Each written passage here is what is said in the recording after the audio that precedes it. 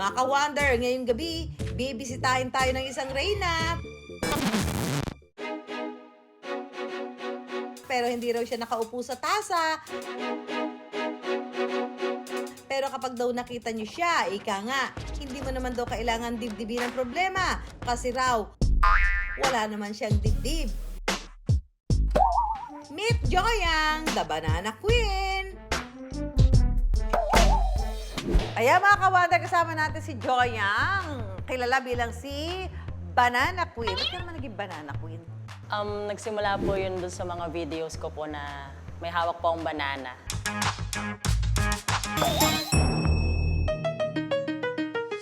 Then nagsasayaw po ako sa mga videos ko po, funny videos.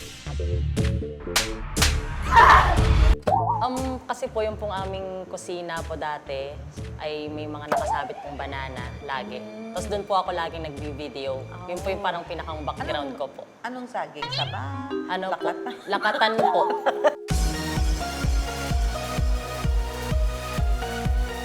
Bukod sa kanyang iconic poker face o kaya todo bigay na pagsasayaw,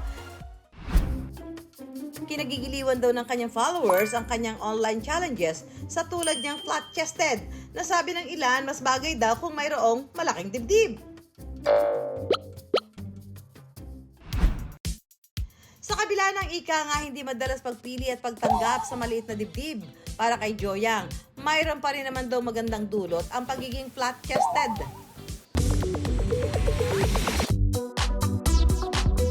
Pag magsasayaw, hindi pa ako nahihirapan magsayaw kasi magaan Bakit po. pag nagsasayaw, yung iba nako-conscious?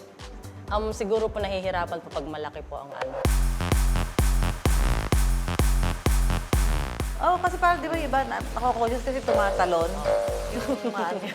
Hindi, totoo yan. Pag sumasayaw, di ba nako-conscious sila na gagano. So, hindi nila kung ano gagawin. Gusto na, syempre, firm. Eh, hindi man pwedeng firm yun, di ba? Tapos mabilis akong tumakbo, mga Kasi walang aalog. Diba? Walang aalog. Oo. Gusto tumakbo, gano'n. Okay.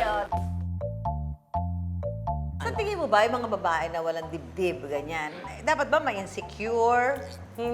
Para po sa akin, hindi po. Oo. Kasi we are born this way, so we have to embrace who we are. Ayan. Naniniwala ka ba na kung walang dibdib, eh hindi sexy ang isang babae?